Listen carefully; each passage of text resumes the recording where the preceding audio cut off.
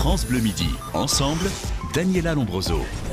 Et à 13h, Anne-Sophie et Marie-Aldine Girard, les auteurs de La femme parfaite est une connasse, nous rejoindront pour parler du 2e tome. J'ai pensé déjà que le titre vous intriguerait, Harry Habitant. Ça m'intrigue, c'est très intéressant et je crois que c'est un best-seller, ça a cartonné. Ça a cartonné, 850 000 exemplaires pour Toutes le mes numéro copines 1 l'ont et ça acheté. c'est le 2 qui sort. Toutes mes copines l'ont acheté et apparemment, je ne sais pas, ça les rassure d'entendre ce titre et ça fait en sorte que, bah oui, c'est vrai, La femme parfaite est une connasse. Harry Habitant, à la folie passionnément, c'est le nom de votre spectacle que vous jouez donc sur scène depuis maintenant 3 ans. Depuis 1976. Oui, c'est ça. À l'ORTF. D'où Bouvard, Le que vous RTF, n'avez pas exactement. présenté, mais Voilà. à l'époque c'était Oui, Guy ça Lux. fait longtemps que je joue ce spectacle, mais évidemment, comme je joue des personnages, donc ça évolue constamment, donc j'ai toujours un plaisir à les jouer. Daniela Lombroso. Et ça évolue en fonction de... Voilà. Ça évolue, j'ai des cœurs j'allais dire de vierge, votre- mais non. Ça évolue en fonction du public aussi. Est-ce que le public vous fait changer des répliques, des trucs? Évidemment, Ouais. évidemment, c'est un one-man show, mais avec le public, c'est une communion. C'est le public qui fait qu'à un moment donné, tu vas improviser.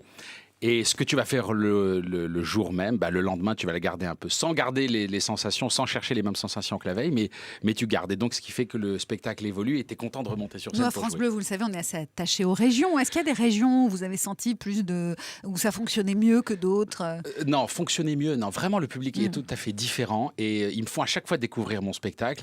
Et il n'y a pas une région, évidemment, qui va faire que ça rigole plus. Non. Voilà, il y a des régions qui rigolent juste. Alors, dans ces personnages, il y a Michel Varuc, le dramaturge. Michel Varuc, dramaturge de la comédie française, parle très fort. Voilà. Il y a le jaloux maladif. Oui, Jaloux maladif, c'était... Alors, je vais vous dire quelque chose, Daniela. C'est vrai que c'était un petit peu moi, mais grâce à ce sketch, eh ben, je m'en suis tiré. C'est vrai, Voilà. vous êtes moins jaloux maintenant. Ouais, non, je suis en train de penser à ce que je viens de dire, je m'en suis tiré. Oui, oui, beaucoup moins jaloux, c'est vrai. Je crois que si nous, hommes, on se guérissait de la jalousie, on deviendrait les maîtres du monde, parce que vous êtes trop forts à nous rendre jaloux. Et vous savez ça très vous bien rend que c'est dingue. votre arme nucléaire. C'est vrai ou pas, Daniela? Bah oui, une des armes. Non, c'est l'arme nucléaire l'arme pour vous, numéro c'est ça. un. Vous savez exactement comment faire. Il y a l'homme heureux en ménage qui demande le divorce, bien qu'il soit heureux. Ouais, parce qu'une fois, je me suis retrouvé, à l'époque où j'étais marié, je me suis retrouvé à une table où tout le monde était divorcé. Et ils parlaient entre eux, ils se racontaient des anecdotes, le JAF, la pension alimentaire. Mais moi, elle n'a pas voulu me rendre les clés, elle m'a mis de l'acide dans les clés, elle m'a cassé la voiture. Et moi, j'avais rien à raconter. Voilà. Parce que ça se passait bien. Voilà, c'est ça. À l'époque, c'était ça. Bon, aujourd'hui, j'ai énormément de choses à vous raconter.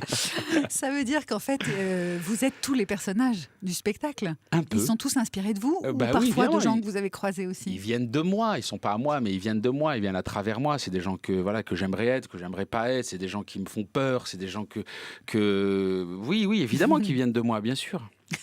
On va s'écouter justement ce mari qui veut divorcer alors qu'il nage dans le bonheur. 11 ans, chérie. 11 ans d'amour, 11 ans de bonheur, 11 ans de joie. J'ai pas vu passer le temps, je te jure. Toi aussi? Nathalie, j'ai envie qu'on passe aux choses sérieuses. Je veux qu'on saute le pas, oui. Je veux passer à la vitesse supérieure. C'est pour ça, Nathalie, que je te demande solennellement, Nathalie, mais vraiment, mon amour, Nathalie, veux-tu divorcer?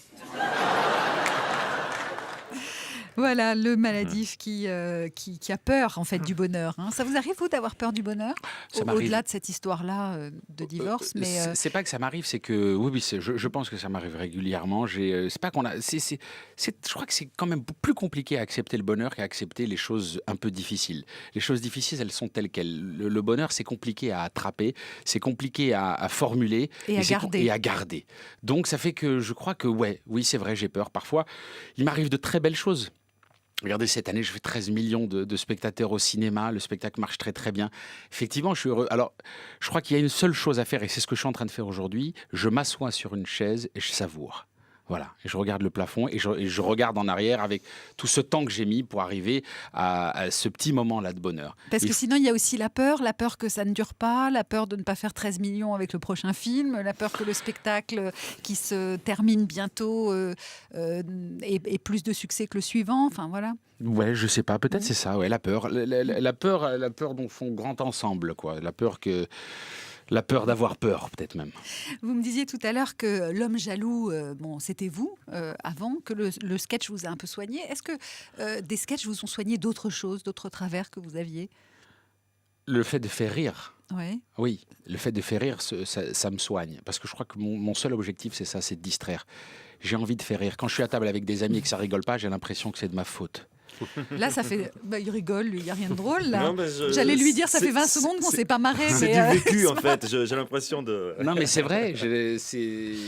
Voilà, donc oui, ça me guérit. Oui, c'est presque une survie, ouais, de faire rire, de déconner, voilà, il faut qu'il se passe quelque chose. Voilà. C'est très chiant d'ailleurs pour mes ex-copines, mais voilà, c'est comme ça que je suis. Alors, qu'est-ce qu'on a fait au bon Dieu 13 millions de spectateurs. Vous attendiez à ça ? Vous étiez mort de rire déjà en lisant le scénario ? D'abord en lisant le scénario, en le jouant, et puis en le voyant surtout. On l'a vu, je me souviens, j'étais avec Christian Clavier dans la salle. Et il s'est retourné, il m'a dit j'ai pas entendu des rires comme ça depuis Les Visiteurs. Alors, ça nous a donné, évidemment, ça nous a encouragés à le montrer dans toute la France. Et on a fait 70 dates avec. Voilà, on a pris l'autobus et on est parti avec tous les copains le montrer dans toutes les salles de cinéma. On y croyait fortement. On ne peut pas s'attendre à 13 millions d'entrées. Alors, ça pour ceux existe qui ne pas. l'ont pas vu, si vous ne faites pas partie des 13 millions qui ont vu ce film, c'est l'histoire d'un couple incarné par Christian Clavier et Chantal Lobby qui ont 4 filles. Qui ont et 4 chacune filles. des filles est mariée. C'est La marié première avec un arabe, la seconde avec un juif, la troisième avec un chinois et la quatrième avec un black. Voilà. Et donc, c'est toute l'histoire finalement de la France, puisqu'on sait qu'aujourd'hui, il y a 20% de mariages mixtes en France. On est les champions du monde. On du est les mariage champions mixte du en monde. France, ouais. C'est vrai que Christian Clavier a continué à se comporter avec vous comme un beau-père et qui vous faisait peur pendant tout le tournage. Ça Au début, ouais, c'est-à-dire qu'en fait, il voulait pas nous rencontrer et il voulait avoir cette distance qui fait que ça allait être notre beau-père dans le film. Et je crois que ça a bien fonctionné parce que ça a servi le film. Ouais, ça a servi le film. Il nous a vraiment élevés parce qu'il joue chaque note, il joue chaque Donc vous réplique. faisiez super attention à ne pas lui déplaire pendant le tournage, comme les rôles que vous jouiez. Oui, beaucoup. Ouais, c'est vrai. Ouais. C'est vrai. Ouais, on essayait toujours d'avoir cette distance. Évidemment, de toute façon, on n'avait pas le choix. Il y aura une suite au film ou pas ? Parce qu'il peut y avoir la suite avec les enfants qui grandissent, la bar mitzvah, la circoncision, le baptême. Ouais, c'est vrai. Je pense que le réalisateur déjà il était en phase avec son public en faisant déjà celui-ci. Il va laisser un peu passer cette folie du 1. Aujourd'hui, il en existe un seul et je sais pas s'il va en avoir un deuxième. Franchement, je sais pas. Vous replongez, vous, s'il y en a un deuxième ? Je pense. Les Américains ne veulent pas du film. Ils considèrent que ce film véhicule des préjugés, qu'ils ne veulent pas le faire. Vous comprenez ça ? Je sais pas, les Américains, comment vous dire ? Les Américains, je crois qu'ils n'ont pas peut-être ce genre de problématique. Donc, ils n'ont pas. Je crois pas ils l'ont pas interdit. Ils ont juste dit que c'était un peu. Ils l'ont pas interdit, mais Non. ils n'ont pas voulu faire de remake ou je sais pas. Il y a eu une histoire Ouais, avec. Ils ont dit que c'était un petit peu, il y avait des propos un peu racistes dans Voilà. l'intérieur. Ils voulaient Ils pas l'ont pris trop au premier le diffuser. degré finalement. Ils l'ont pris au premier degré. Voilà, exactement. Et ben, qu'est-ce que vous voulez que je vous dise ? Alors que évidemment, c'est un film. C'est il y a même curieux pas de parce que la polémique société au fait américaine. que c'est un film antiraciste. Ouais. C'est juste un film avec des préjugés. On démonte les préjugés et on fait rire avec ça. Ils n'ont pas compris. C'est pas très grave. On reste avec nos 13 millions en France et on est très heureux comme ça.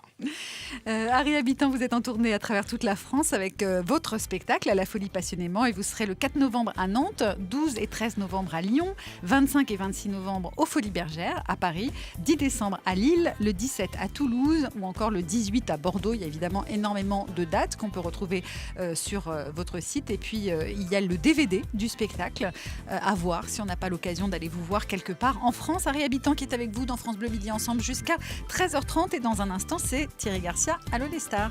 France Bleu, France Bleu.